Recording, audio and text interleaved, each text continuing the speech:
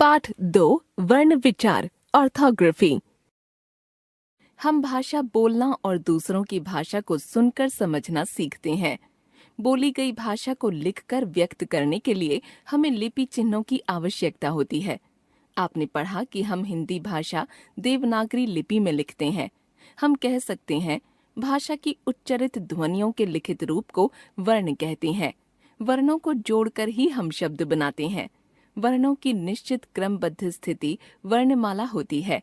देवनागरी वर्णमाला में 2 प्रकार के वर्ण हैं, स्वर और व्यंजन। स्वर जिन वर्णों के उच्चारण में किसी अन्य वर्ण की सहायता नहीं लेनी पड़ती है वे स्वर कहलाते हैं, जैसे अ, आ, ई, उ, री, ए, आई, ओ, औ। स्वर के भेद। स्वर के 3 भेद माने गए हैं। 1 ह्रस्व, 2 दीर्घ, 3 प्लुत। ह्रस्व स्वर जिन स्वरों के उच्चारण में एक मात्रा का समय लगता है वे ह्रस्व स्वर कहलाते हैं। ये 4 हैं, अ, ई, उ, री। दीर्घ स्वर जिन स्वरों के उच्चारण में ह्रस्व से दुगना यानी कि 2 मात्राओं का समय लगता है वे दीर्घ स्वर कहलाते हैं। ये 7 हैं, आ, ई, उ, ए, आई, ओ, औ। प्लुत स्वर इस स्वर के उच्चारण में ह्रस्व से तिगुना यानी कि 3 मात्राओं का समय लगता है। इसका चिन्ह 3 है, जैसे ओम, आओ, सुनो आदि। अयोगवाह अंग, अनुस्वार तथा अह विसर्ग को अयोगवाह माना जाता है। इन्हें स्वरों के साथ न रखकर अलग लिखते हैं। अनुस्वार अंग सभी वर्गों का 5वां व्यंजन अंग, इय, ण, न, म अपने वर्ग के किसी व्यंजन से पहले आता है तो बिंदु के रूप में लिखा जाता है। इसे 5वें वर्ण के रूप में भी लिख सकते हैं, लेकिन मानक वर्तनी में इसको समाप्त कर दिया गया है, जैसे अंक, अंक, पंख, पंख, ढंग, ढंग आदि। विसर्ग अह संस्कृत से आए शब्दों में इस चिन्ह का प्रयोग किया जाता है। इसका उच्चारण अह ध्वनि की तरह किया जाता है, जैसे प्रातः, अतः, स्वतः आदि। अनुनासिक स्वर सानुनासिक भी होते हैं। स्वरों अथवा मात्राओं के ऊपर चंद्र बिंदु लगाकर बोला जाता है, जैसे आ, इ, उ, ए, ओ, औ। व्यंजनों के साथ अनुनासिक स्वर मात्राओं के रूप में आते हैं, लेकिन शिरोरेखा के ऊपर मात्रा के आने पर मात्रा के साथ चंद्र बिंदु न लिखकर बिंदु लगाते हैं, पर उच्चारण अनुनासिक ही होता है, जैसे हैं, लड़कियों, क्यों, कहें, नींद आदि। अनुस्वार और अनुनासिक में अंतर। अनुस्वार अंग 5वें वर्ण के स्थान पर आता है, अतः उच्चारण करते समय नासिका से बोलते हैं। यह जिस वर्ण के ऊपर लगता है उसके बाद नासिक्य ध्वनि होती है। किंतु अनुनासिक स्वरों का गुण है कि बोलते समय ध्वनि मुख और नासिका दोनों से एक साथ ही निकलती है। अब आप इन शब्दों को बोलकर देखिए, अंत, आंत, दंत, दांत आदि। आगत स्वर आजकल अनेक शब्द अंग्रेजी भाषा से हिंदी भाषा में आ गए हैं। इनके शुद्ध उच्चारण और लेखन के लिए औ ध्वनि को स्वीकार किया गया है, जैसे ऑफिस, डॉक्टर, बॉल, मॉल आदि। स्वरों के मात्रा चिन्ह व्यंजनों के साथ प्रयुक्त करने के लिए स्वरों को मात्रा के रूप में व्यंजनों से जोड़ते हैं। स्वर मात्रा चिन्ह प्रयोग स्वतंत्र रूप में मात्रा के रूप में। अ कोई मात्रा नहीं, अमर, अगर। आ की मात्रा, आदर, आहत, साकार, वाहन। ई की मात्रा, इधर, इतर, तिलक, तिथि। ई की मात्रा, ईख, ईद, खीर, लीची। उ की मात्रा, उपवन, उधर, दुख, बुनकर। ऊ की मात्रा, ऊन, ऊद, झूठ, दूध। री की मात्रा, ऋण, ऋषभ, नृप, गृह। ए की मात्रा, एक, एल्बम, केक, खेत। आई की मात्रा, ऐनक, ऐब, तैर, कैद। ओ की मात्रा, ओस, ओट, गोल, कोमल। औ की मात्रा, औरत, औसत, कौशल, नौकर। सभी वर्णों में इसी प्रकार मात्राएं लगती हैं, पर र वर्ण में ऊ की मात्रा नीचे न लगकर मध्य में लगती है, जैसे रुपया, रूप आदि। व्यंजन, जिन वर्णों के उच्चारण में स्वरों की सहायता लेनी पड़ती है और उच्चारण में हवा मुख के अलग अलग स्थान से टकराए, वे व्यंजन कहलाते हैं। क, ख, ग, घ, अंग, का वर्ग। च, छ, ज, झ, इया, च वर्ग।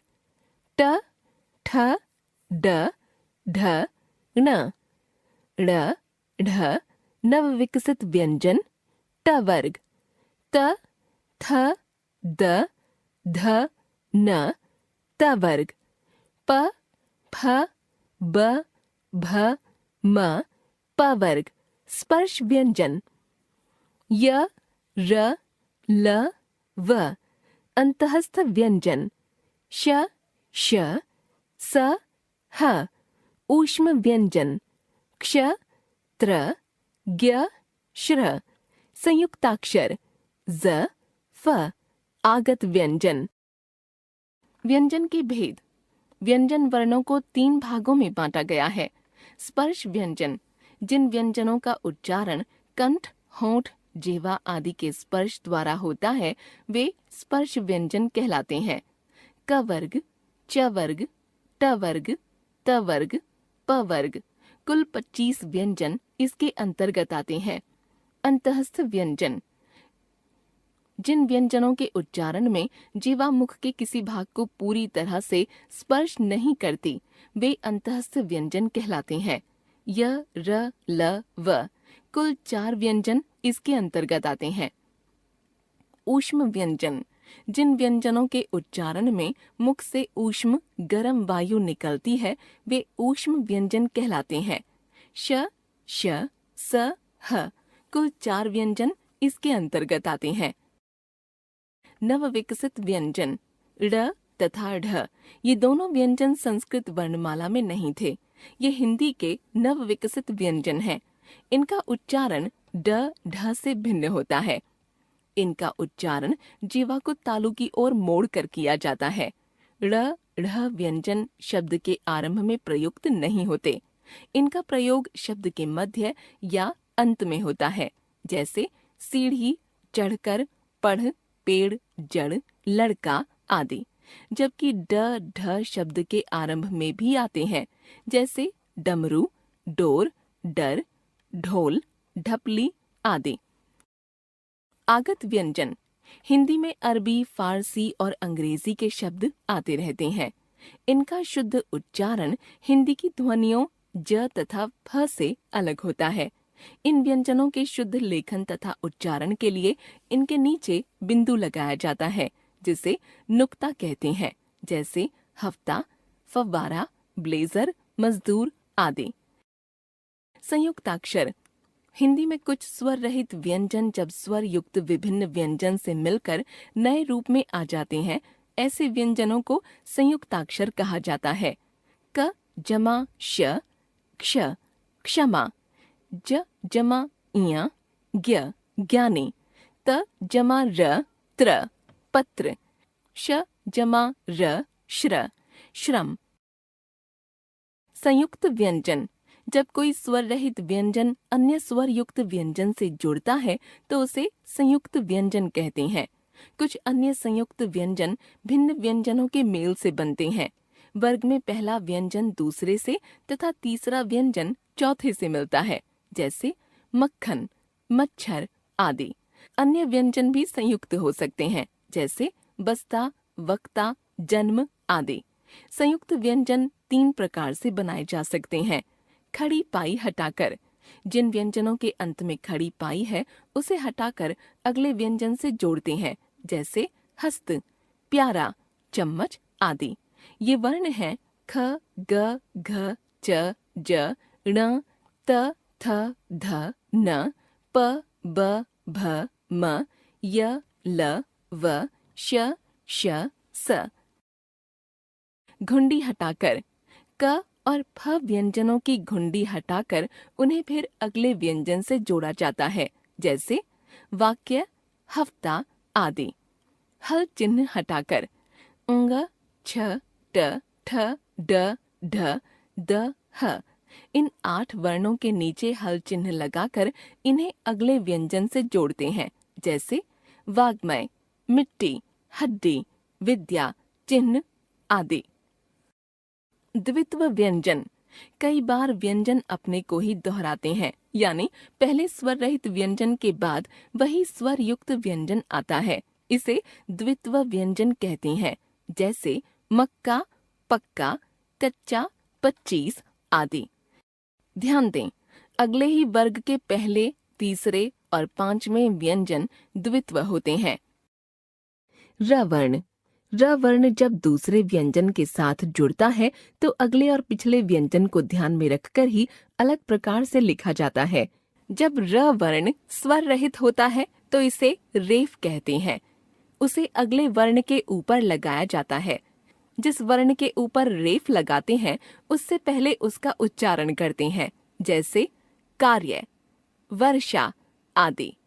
कार्य, क जमा आ जमा र जमा य जमा अ।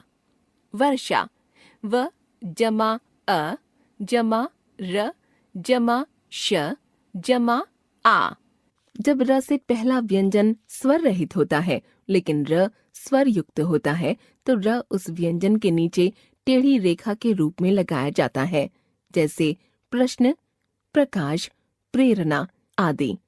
प्रश्न, प जमा र जमा अ जमा श जमा न जमा अ।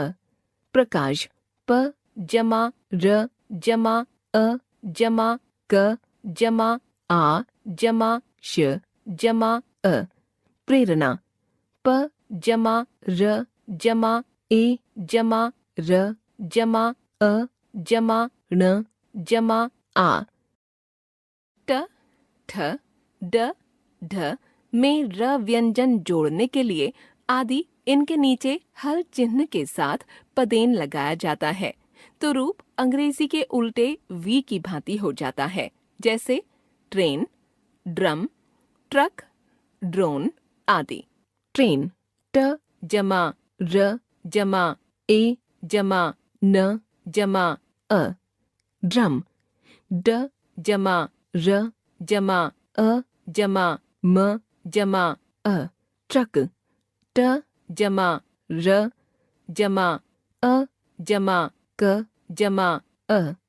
ड्रोन, ड जमा र जमा ओ जमा न जमा अ। ह वर्ण में यही टेढ़ी रेखा र के रूप में लगती है, जैसे ह्रस्व। वर्ण विच्छेद। भाषा की सबसे छोटी इकाई ध्वनि के लिखित रूप को वर्ण कहा जाता है। वर्ण के और टुकड़े नहीं किए जा सकते। इस प्रकार विच्छेद का अर्थ है अलग करना। शब्दों के वर्णों को अलग अलग करके लिखना वर्ण विच्छेद कहलाता है, जैसे घोड़ा, घ ओ ड़ आ। ऊंट, ऊ ट अ। आंख, आ ख अ। अक्षर, अ क श अ र अ। आकाश, आ क आ श अ। ओखली, ओ ख अ ल ई। आंगन, आ ग अ न अ। एकता, ए क अ त आ। सन्यासी, स अ अनुस्वार, न य आ स ई। पर्वत, प अ र व अ त अ। प्राण, प र आ ण अ। मैदान, म आई द आ न अ। दिवस, द ई व अ स अ। पृथ्वी, प री थ व ई। एक बार फिर से, भाषा की उच्चारित ध्वनियों के लिखित रूप को वर्ण कहते हैं। वर्णमाला में 2 प्रकार के वर्ण होते हैं, एक स्वर, 2 व्यंजन। जिन वर्णों के उच्चारण में अन्य वर्णों की सहायता नहीं लेनी पड़ती वे स्वर कहलाते हैं। स्वर के 3 भेद होते हैं, एक ह्रस्व, 2 दीर्घ, 3 प्लुत। जिन वर्णों के उच्चारण में अन्य वर्णों की सहायता लेनी पड़ती है वे व्यंजन कहलाते हैं। व्यंजन को 3 भागों में बांटा गया है, एक स्पर्श, 2 अंतःस्थ, 3 ऊष्म। जब कोई स्वर रहित व्यंजन किसी अन्य स्वर युक्त व्यंजन से जुड़ता है तो उसे संयुक्त व्यंजन कहते हैं। जब स्वर रहित व्यंजन के बाद वही स्वर युक्त व्यंजन आता है तो उसे द्वित्व व्यंजन कहा जाता है। र वर्ण शब्द में 4 प्रकार से प्रयुक्त होता है, र परम, रेव, कर्म, प्रश्न तथा ड्रम। शब्दों के वर्णों को अलग अलग करके लिखना वर्ण विच्छेद कहलाता है।